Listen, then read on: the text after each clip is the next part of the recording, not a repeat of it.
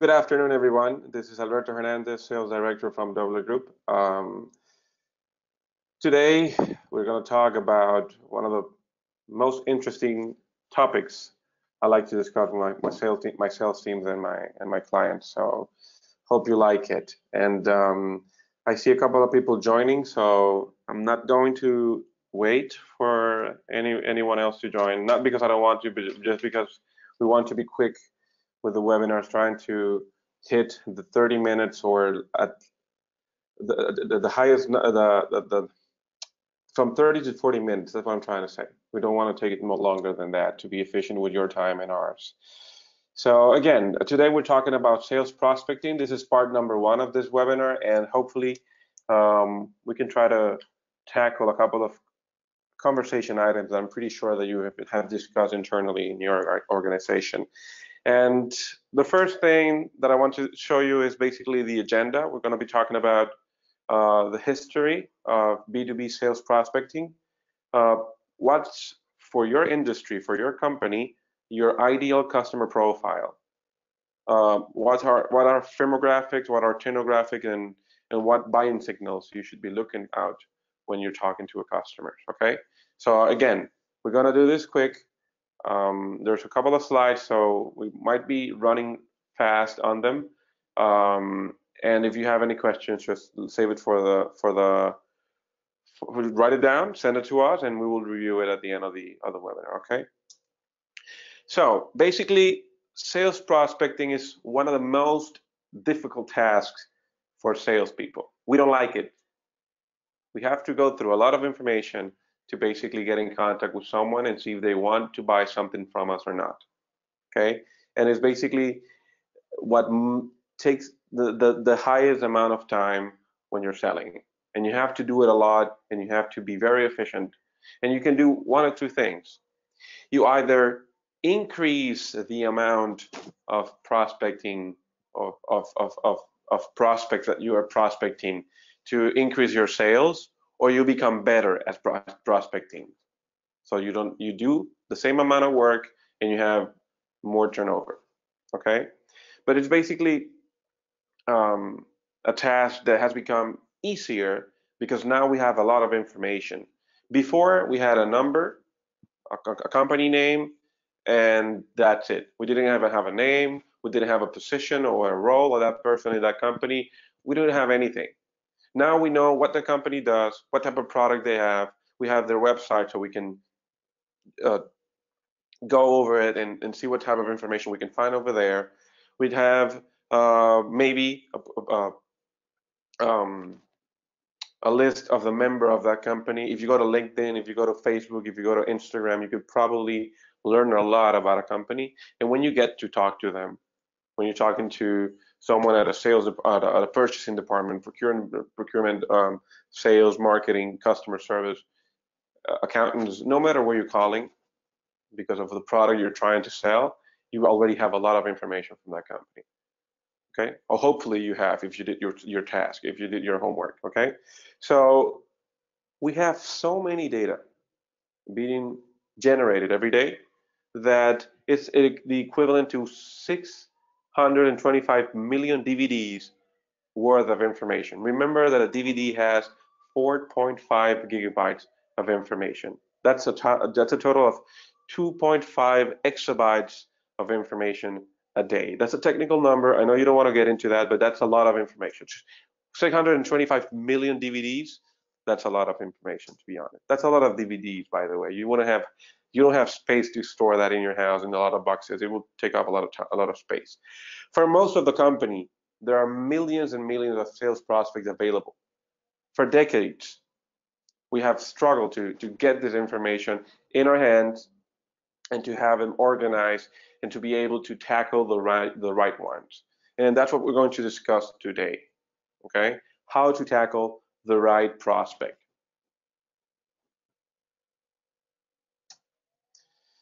Oh, you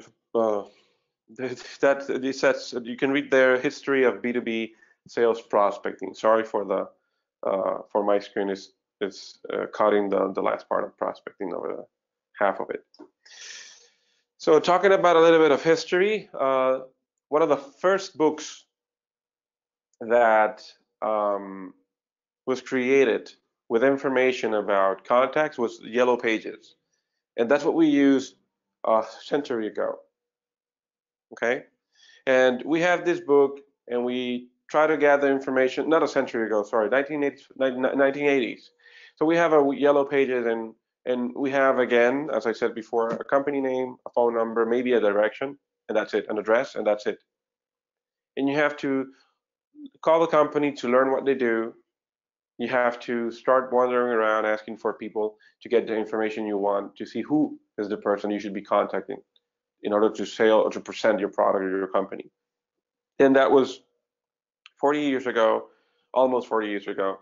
We were trying to basically understand what the company could get from us, what type of services, what type of products we were able to sell to them. It was hard to do it. I remember a movie, The Founder.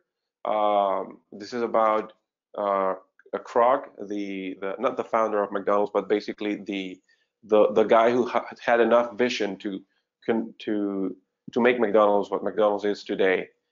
And at the beginning of the movie, he was driving his car. He had a map, and he had a lot and lots of information based on yellow books and different guides that he used to write down his numbers and all the people that he wanted to contact on a little black book he had with him. So I remember that specific part. That was not even the 80s, that was before that, and he was doing the same thing, grabbing information that he picked from another book and calling everyone to see who he was able to sell. He was selling what was it? Smoothie maker, something like that. I'm not remember what he was selling, but I remember that part of the movie, and it was very interesting. He was doing prospecting. He was calling, and the hard part of that, he was driving, because you had to drive in order to sell in the United States back in the 50s. You had to drive around, look at the places, get out of your car, knock the door, ask for the owner, and do that 100 times until you get someone interested on your product or services. And it's very funny the way they presented it in the movie. It takes a lot of time. He was staying in motels, staying in different hotels, because he was traveling interstates. He was moving from one state to another. Early 20th century, a series of new sales methodologies were included. Basically, you had pyramid selling. We all know what that is. We had trust-based selling. We had barrier selling. We had IDA selling. We had strategy selling, and we had solution selling, and we had a lot of others. This is basically what people focus the most. And the interesting part of this is that at the end, they were all looking for the same thing. Okay, you have to learn what your customer wants, and based on that, or your possible customer wants, and based on that, you will probably understand what type of products you were going to show to this person. And with the time, that strategy started to become something more specific and more aligned to your market, to your industry. It's different, more or less different for each industry. So database marketing was introduced in the 70s by Robert and Kate Cast. I don't know how to pronounce that. Sorry, but they introduced database marketing. It was basically based on the technology, all the database that we could gather from different places.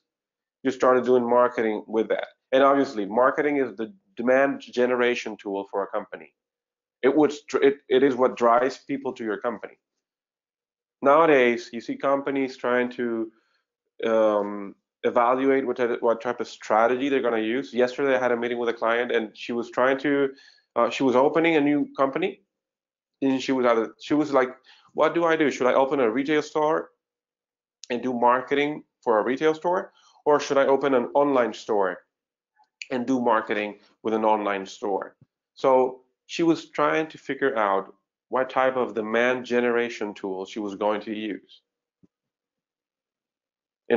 Well, a strategy, not tool, strategy she was going to use for this two different companies she had in mind, to see which one was better, and to choose which one was the most cost efficient based on the market she's in. So database marketing was basically what changed the game. It was being based on technology. The companies who had technology by that time were actually mining that database in order to do marketing properly, and that's when knowing your customer started. Okay, more or less, more or less.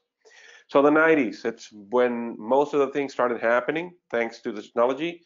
ACT was one of the first contact management software released. Then internet came in, then a CRM was built, and SAP did that, Oracle did that. Salesforce came up with the CRM in the 90s too.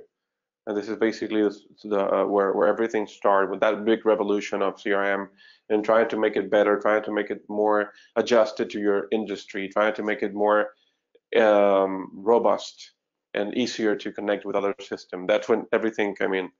And now in the year 2000, basically prospecting, it's used by everyone. Now everyone knows what a prospect is, or at least they're trying to understand how to prospect. They know what it is, even if they don't prospect properly, but they're trying to understand it now, at least in Latin America where we live. I know the United States has a different view, a different vision of how to run business, and they probably have a little bit more of an advantage than us. But in the Caribbean, Latin America is a little bit different, and most of the companies are trying to move to this new stage where you have the possibility of focusing on your prospect to do the prospecting the right way. So basically, based on the way we communicate, based on the way things are moving along in each country, it's harder to get people by a cold call. Okay? And there's a book, there's a seminar, webinars, and everything about it called something about not doing cold calls. No more cold selling. And it means that you have so much information now, as I was saying in the beginning, that it is almost impossible to get in contact with someone and not know anything about that person. Almost impossible. It has to be someone that it's not connected in any ways to any social media, or that he's connected but he has private records on their social media. And anyways, if you Google that person and that person works at a company, he probably has pictures from that being taken at that company from events or whatever they do, and you probably have access to information about that person. And it's totally different the way we can track down someone and we can prospect. We use a lot of LinkedIn prospecting. When we call before calling someone and this person is not showing up, we obviously go to LinkedIn, and we can either do connecting the dots, which is seeing who's connected to that person, who can introduce you to that person, to that third person that you're looking for, or going directly into that record and sending that person an email. Okay, so it's, again, very important to understand all the tools you have and to use them properly to tackle this person that you are, this prospect that you have, in as part of your goal, as part of the goals that you have to achieve every day, which is basically one of the things the companies are looking for. How many prospects can you tackle in one day? How many people can you call in one day? That's normally for every company that sells services or product, the day-to-day.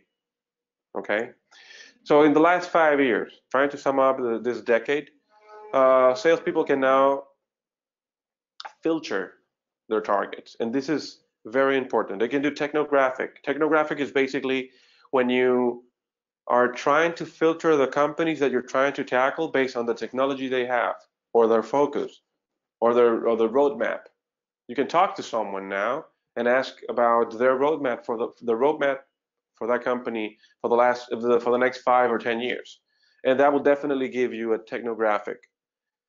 You have sales triggers now. Triggers is basically signals, signs that people is giving you on what they need and what should be sold to them. buying intents. You have a lot of information that you can write down, that you can try to follow up on based on things that people wish. Okay?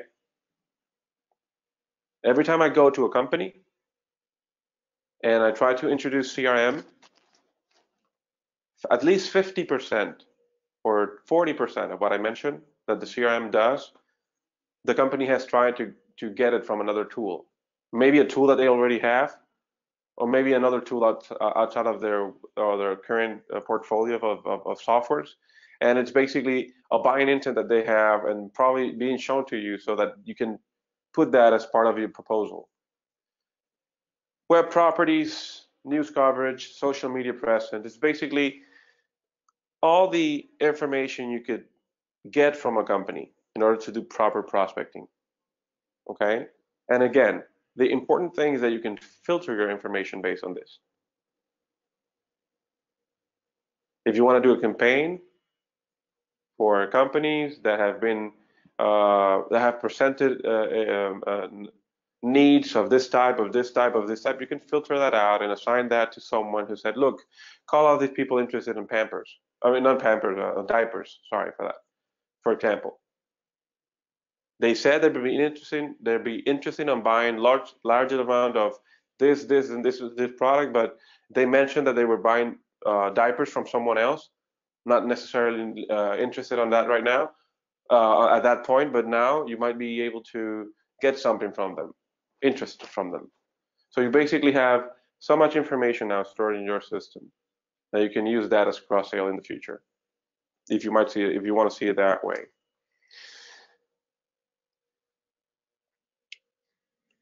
This is a very important topic here. A new generation of sales prospecting solutions have emerged, and there's so many ways to learn about someone, as I mentioned before, that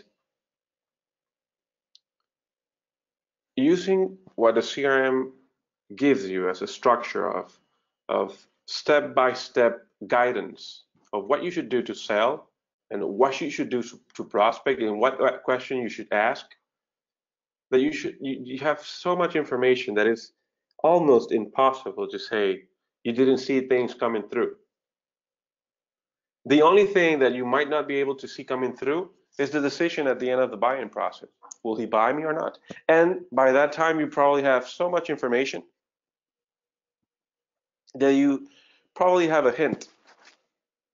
But now you have more information. You know if you had risks of selling or not. I mean, if you have risk for not selling, if you have a closing plan for those risks that you identified.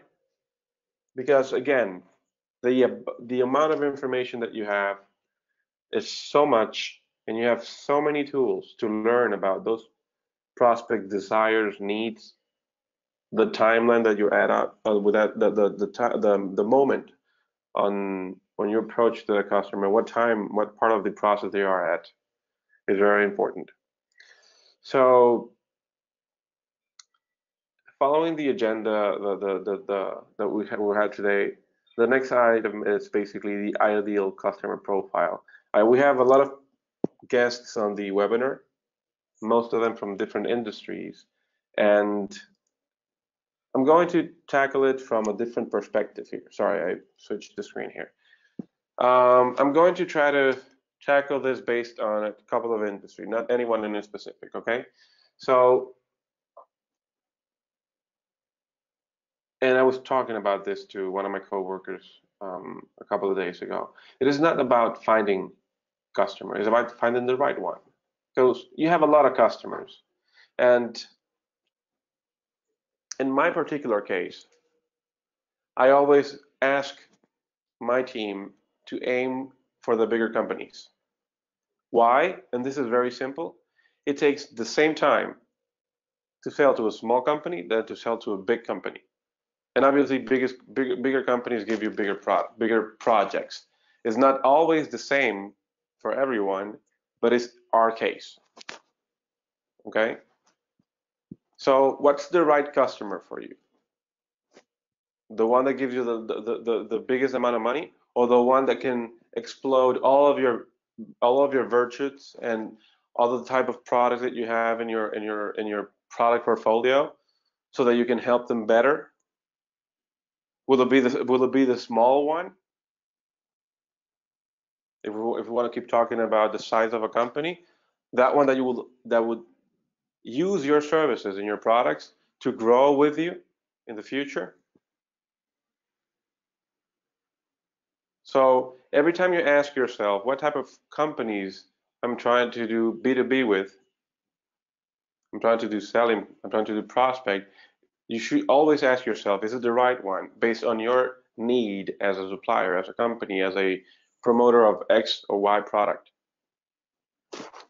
So 40% of all the salespeople find prospecting is the most challenging part of the sales process, and it's because of this little part here.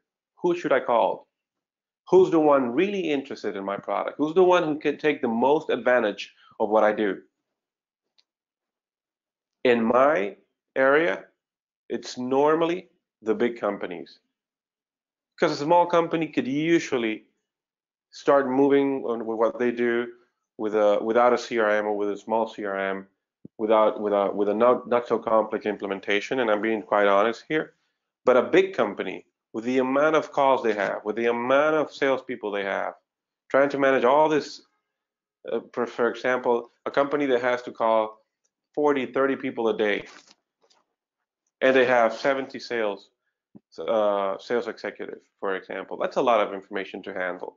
So that by the end of the week, I can have a report and a dashboard with all the information on what's going on in that week with all these 70 sales executives. That's a lot of information to handle. If you have 3, 4, 5 sales coworkers and they have a lot of tasks, you should consider a CRM. Okay? It's always good to have a sales prospecting tool. That's one of the questions I saw in the chat, so we're probably going to read one of those questions later. But that's one of the things that you should consider. Why should I buy a CRM? Why am I buying a tool that allows me to prospect properly? And that's one of the things. If you can handle it alone, do it alone, use an Excel file and so on. But always think of what type of customers. That I was talking about our company basically, but going back to your industries, let's say electricity. What type of customers should want solar panels? Are you trying to sell solar panels to someone just because they can buy it? Have you considered the fact that they don't have space to install it? So that if you install them, you probably won't have enough space to cover their needs. Because with solar panels, you have to think about their needs. It's not so much about selling. It's about how much space they have to put those panels on, and that he can cover 100% of their needs, or at least 80% or 70%, which is a good number when talking about power consumption. So why do you need an ideal customer profile? It's basically to avoid you wasting time. You go straight to the person that you should contact. You have a profile on this person. This person has detailed information on what they want from you, because you already asked for that for this information, and you have that properly documented. And you on the next call and the call after that and the call after that, you have even more information, and you have a detailed profile of this prospect. Okay,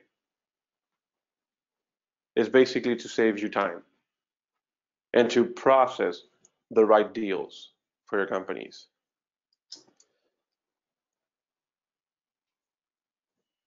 You build, with having a right customer profile, a successful sales organization. Again, and I put the sample of our companies. Who do you focus on? Not only the big companies. That's one of the filters.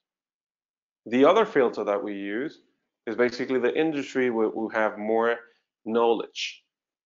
So which are the industries, or which are the type of customer that you as a company should be thinking of to prospect? Who are you targeting? Are you doing B2B? Are you doing B2C? B2B obviously being business to business, and B2C being business to customer directly. So who are you tackling will always be the question. What's your profile will determine which type of product would you sell, and if this person will definitely buy from you again or will refer you, which is basically what we normally look for when we have a prospect, that this person buys from us again because they know that we're doing the right thing by selling this product or these services to them, and that they feel so comfortable with us that they will refer our services to someone else. Okay? It happens with everything you buy. It happens with everything you sell. The thing is the question should always be, is this the right profile? Should I be referring this person to a competitor because I know that my product does not match this customer needs? That should be like a question that you always ask yourself, and you should always be very honest with you. And I've done that before. When I know that the product I'm selling is not necessarily what the customer is looking for, and I have to send this customer to the competitor, I do that. Because otherwise I will have a problem on top of me. Okay? And once you do that, people see honesty in you, people see how much you want to help. And sometimes, and this is funny, but sometimes it happens that they just buy you your product, your services because of your honesty. I know you're not 100% what I'm looking for, but you know what? I'm going to buy your products because they trust you, because they know you're advising them properly, even though they're not getting 100% of what they needed. So you can basically, after you have all this information, and that's what I was saying before, you can do cross and upsell, because now you have people that trust you because this is what you've been doing all along. And every time you talk to them, every time they get a call from you, every time they call you, they know they know they have someone they can rely. And again, it's basically about building a foundation and start growing from there. And you build that foundation basically on that simple item, which is the right customer profile. And honesty becomes a part of that equation. Okay. Firmographic, that's another way to filter information. That's another way to organize your data and to tackle specific industries. Okay. Firmographic is basically details about a company, demographics for a company. Okay. So you can use this demographic to assign accounts or leads to someone at a different region, for example, to personalize a product that probably sell differently on that region, and to assign that wallet of products and that wallet of contacts or prospect to someone on that assigned to that region or that lives in that region that you can trust and rely that they will do the right job, the right thing. And that's one way to organize your data. This is basically one of the most used tools when you're selling in different countries. Okay, what type of company is it? Where is it located? What do they do? How many customers they have? How many employees they have, and so on. Okay, so that's basically. It sounds like a complex thing, but it's basically very easy to do and to organize. And most other companies do this, but that's the name, Firmographics. It's based. What time is it, guys? Sorry for that. 12:30. So we have. Let's take no more than 10 minutes to finish. For firmographic salespeople, it's basically, as I said before, using a combination of the industry, the company size, the location to assign to the right person. And this is a sample of how that will look. We're using Salesforce as a brand, their industry, their enterprise software, SaaS, software as a service or cloud. The location is California, company size. It has over 20,000 customers now, not 10. So employees, 20,000 employees, and $8+ billion in revenue, $8 billion, obviously. And then you have Technographics, okay, which is basically, and I think I mentioned this before in one of the slides, previous slides, is basically using your technology data based on the decision that you had for that company on your roadmap, on your planning for your operations team or your technology teams and what they wanted to focus on. Okay, it is hard to sell on-premise products. On-premise, I'm talking about applications or software that is being installed on a server to a company that is 100% cloud-based, for example. Okay, so the technology will always define what type of products you should be buying or selling to this customer. Okay, so I wanted to give you a quick sample here of what technographics could mean, not necessarily for a software or a technology company.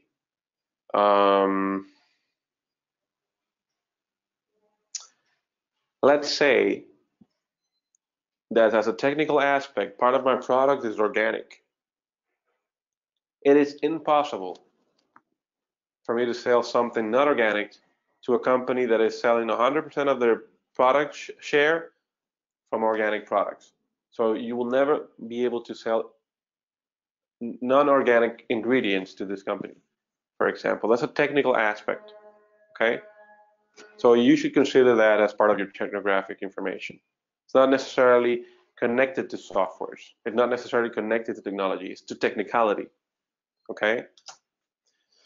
So technographics data includes a number of categories, and which are marketing automation, e-commerce platform, feedback management, application tracking systems, live chat, and event management. That's things that you can consider. And we're using this examples because we're talking about our current situation as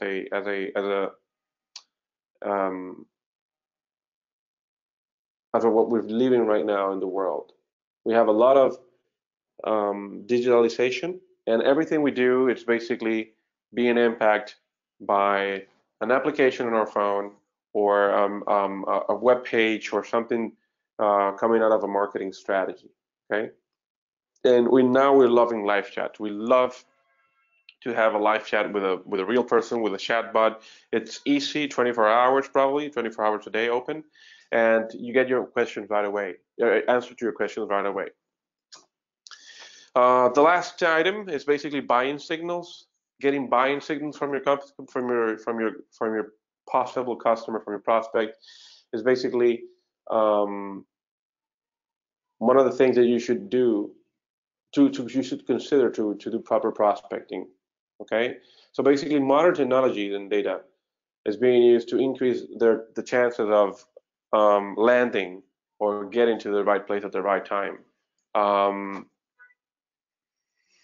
Amazon uses it a lot.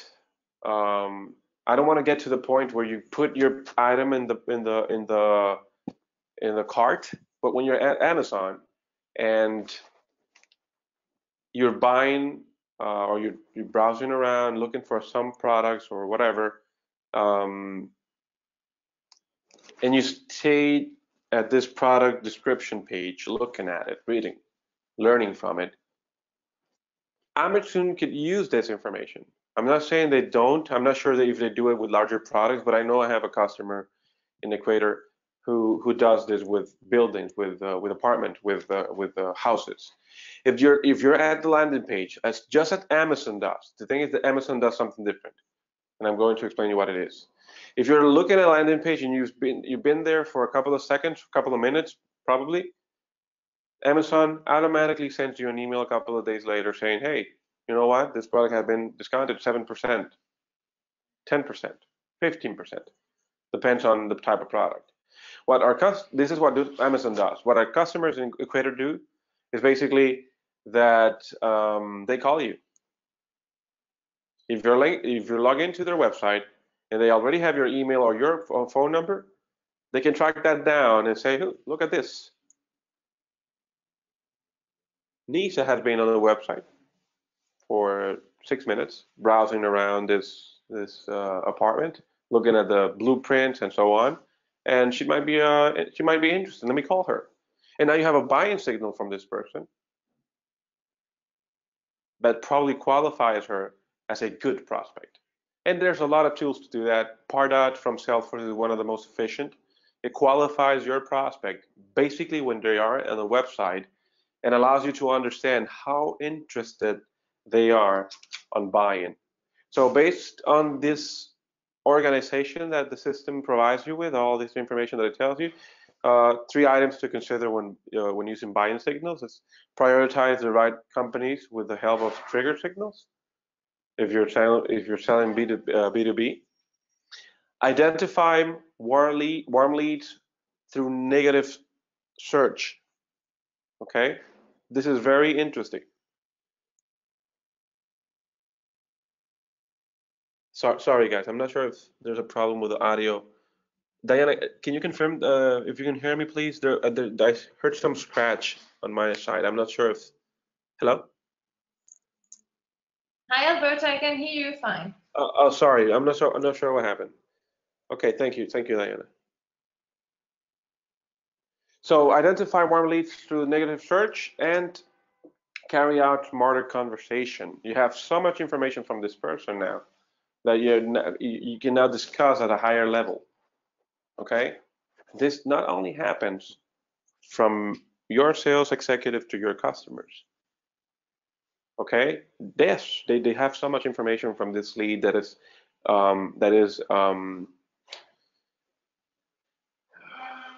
categorized or ranked at a higher level because he has so much information that he read from your website that you can have a higher level of conversation with this person, a smarter level of conversation with this person, with this customer.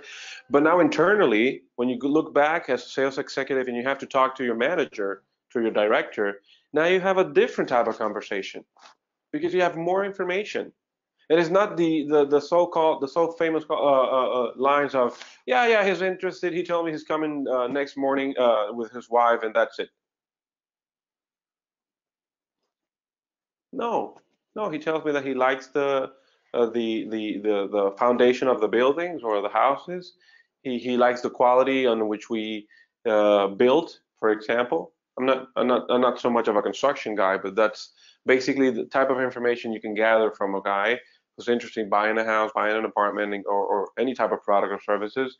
And he has so much information from you. He has comparison. He has probably feedback from another customers that have bought your services right there from your website.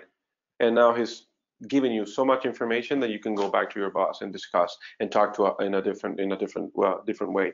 Focus the conversation to a different level. Okay, so you got a lead. Now what? And it happens to a lot of companies. We have so many leads that we don't know what to do. You got a prospect, it's very hard to do it. We said it before. You went through the process of filtering this prospect and now you have someone really interested in it. And it's basically having a lot of actions. If you have a tool like Parta, the one I mentioned before, you have a tool that qualifies your leads and automatically assign it to you by region, by industry, by product of interest, and whatever type of filter that you want to use for this lead to be assigned to you right away. How many things you have to do for this person to continue growing their interest on you. One of the things is that I always said to my team and to my clients, please consider not waiting more than 24 hours to contact this person. Because if you do, he might be looking at someone else, some other company. Okay? So don't think of yourself so exclusive that this person will never think of buying to someone else. Okay? And even if he approaches to you and is very interested, but it takes to you more than 24 hours to contact someone, that person again is using internet. He's probably comparing your company to two or three different others. Okay? So it's very important once you get a lead, no matter when you get it from. I'm saying website, but it could be a call, it could be a referral. Look, John, call Michael. He's telling me that he's interested in evaluating your professional services, for example. Michael is waiting there for you. What are you going to do? Today is Friday. You're going to call him on Monday? Why don't you call him after lunch, for example, or by the end of the afternoon, so that you can start next week a different type of conversation with this lead which you already qualified and asked a couple of discovery questions today, Friday. Okay, so now on Monday you have the possibility of moving to another type of phase or stage of this negotiation process, and that's basically what I wanted to show you about the prospecting. Next week we're going to focus on what's going to happen after this, and this is basically the question here. Now what?